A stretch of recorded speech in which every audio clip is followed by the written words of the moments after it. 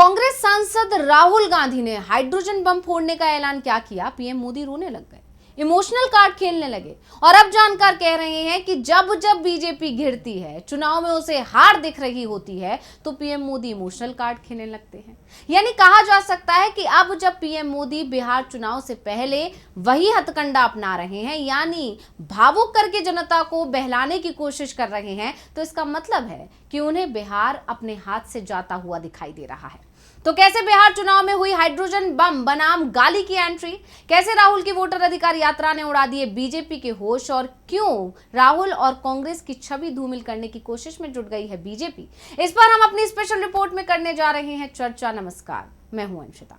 राहुल गांधी के नेतृत्व में निकाली गई वोटर अधिकार यात्रा ने पहले ही बीजेपी को बेचैन कर दिया था।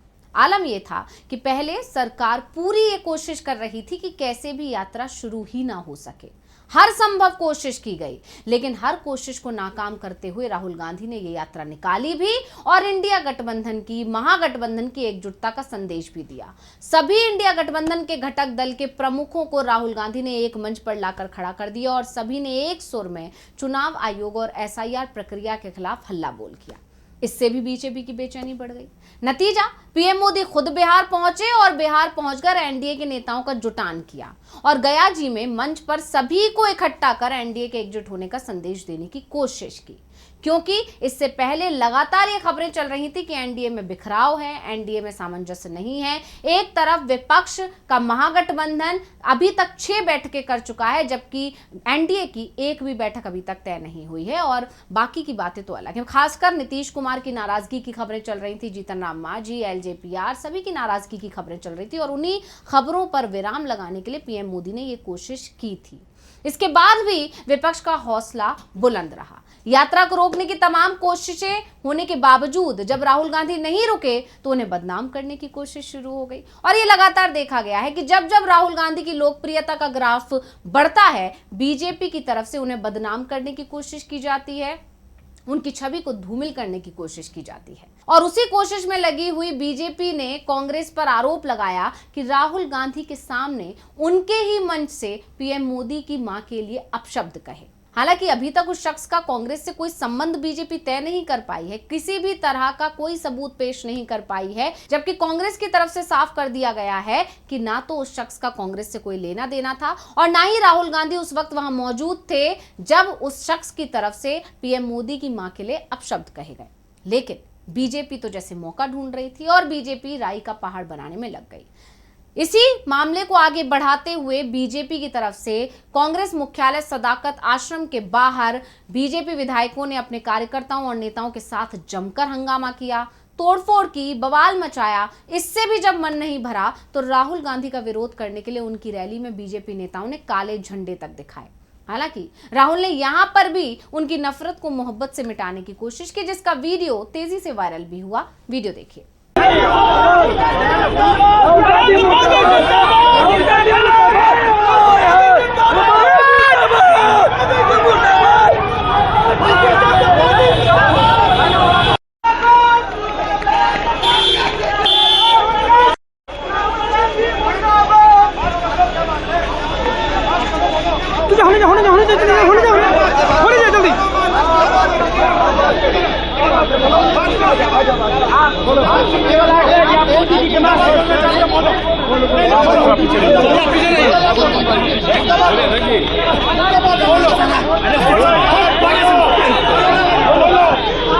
वीडियो में साफ साफ देखा जा सकता है कि राहुल गांधी पहले उन विरोधियों के पास पहुंचे, उनको चॉकलेट दी, उनको पानी पिलाया, उनसे पूछा कि आप विरोध क्यों कर रहे हैं, लेकिन उन लोगों के पास उनके विरोध का कोई कारण नहीं था, कोई वजह नहीं थी। इसके बाद राहुल गांधी चले गए।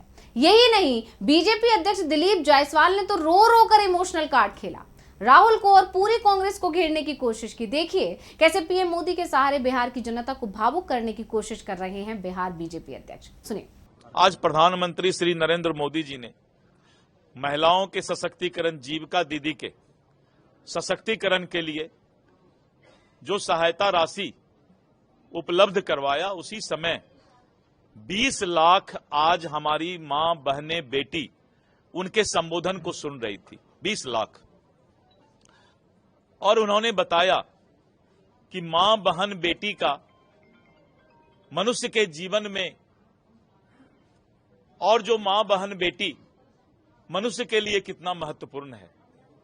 जिस तरह से इंडी गठबंधन राजद कांग्रेस के मंच से प्रधानमंत्री श्री नरेंद्र मोदी जी के 100 वर्ष के उम्र में स्वर्गवासी माताजी, जो 100 वर्ष के बाद जिनकी मृत्यु हुई, और जिस प्रधानमंत्री नरेंद्र मोदी जी के माताजी ने कभी प्रधानमंत्री बनने का कोई सुख नहीं भोगा, उनकी मां कभी दिल्ली नहीं आई, और उस माता को जो स्वर्गवासी हो चुके हैं, उनको भद्दी भद्दी गंदी गाली राजद और कांग्रेस के मंच से बका गया। इससे बड़ा कोई पाप नहीं हो सकता है। बिहार के धरती को शर्मसार करने का काम राहुल गांधी और तेजस्वी यादव ने करवाया है। अगर आज भी उसको सुबुद्धि आ रहा है तो सोचे कि एक मां कैसे बाल बच्चे को पालकर 9 महीना पेट में रख करके और उस मां को गाली बकवा रहे हो, उस मां के प्रति गंदी गंदी भद्दी भद्दी गाली हो। आज पूरा असह, इसीलिए मेरे आंख भी नम हो गए, मेरे आंख में भी आंसू आ गए।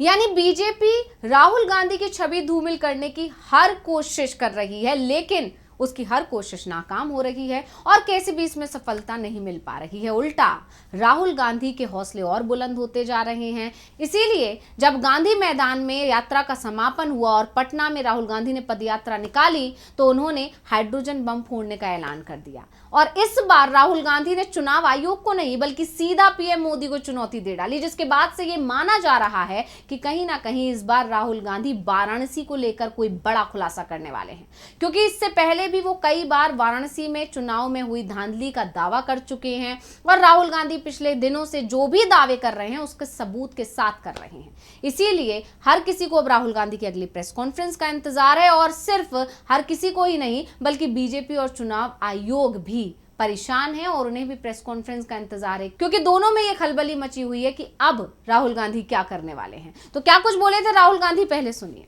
बीजेपी के लोग अच्छी तरह सुन लीजिए। भैया, एटम बम का नाम सुना आपने? सुना है एटम बम का नाम? उससे बड़ा क्या होता है? उससे बड़ा क्या होता है? एटम बम से बड़ा हाइड्रोजन बम होता है। होता है नहीं होता है? माधवपुरा में हमने एटम बम दिखाया था। बीजेपी के लोगों तैयार हो जाओ, हाइड्रोजन बम आ रहा है।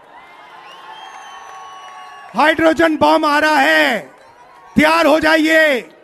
आपकी जो सच्चाई है, वोट चोरी की सच्चाई है, वो पूरे देश को पता लगने जा रही है। अब जैसे ही राहुल गांधी ने ऐलान किया कि इस बार मैं ऐसा हाइड्रोजन बम फोड़ूंगा जिसके बाद पीएम मोदी देश को अपना चेहरा नहीं दिखा पाएंगे, इसके बाद से ही पीएम मोदी को अब अपनी ही कुर्सी खतरे में दिख रही है। यानी बीजेपी और खुद मोदी समझ चुके हैं कि राहुल को रोकना मुश्किल ही नहीं, नामुमकिन है। तो इसके बाद जब कोई तरीका नहीं काम आया तो पीएम मोदी को खुद मैदान में उतरना पड़ा है और अपनी मां का नाम लेकर अब वो इमोशनल कार्ड खेल रहे हैं और पिछले चुनावों की तरह बिहार में भी बाजी पलटने की कोशिश कर रहे हैं। क्या बोले हैं पीएम, सुनिए। लेकिन मेरी मां ने खुद के लिए नहीं, आप जैसी करोड़ों माताओं की मैं सेवा कर सकूं, इसलिए खुद से अलग करके मुझे जाने की इजाजत दी।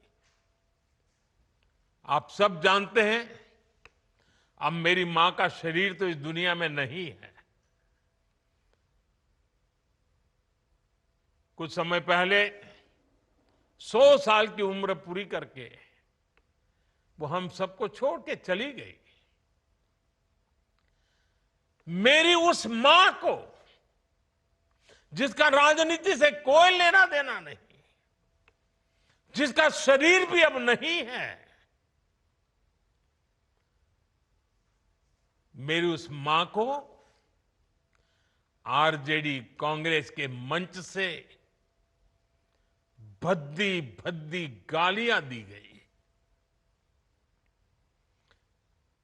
माताएं बहनें, मैं देख रहा हूं आपके चेहरे, आपको भी कितना दर्द हुआ होगा।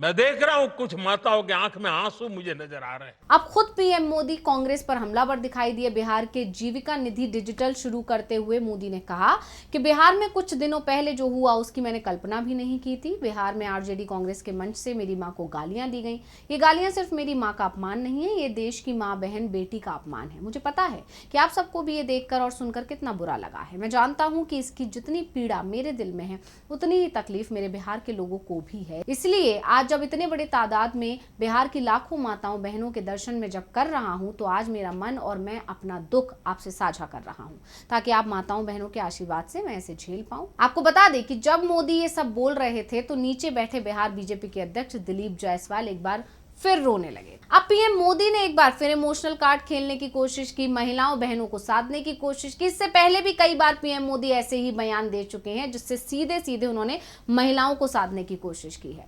लेकिन इस बार पीएम मोदी का ये दाव उन पर उल्टा पड़ता दिखाई दे रहा है, क्योंकि जैसे ही पीएम मोदी का ये बयान आया, ये वीडियो तेजी से वायरल हुआ, तुरंत ही कांग्रेस महासचिव प्रियंका गांधी का एक पुराना वीडियो तेजी से वायरल होने लगा।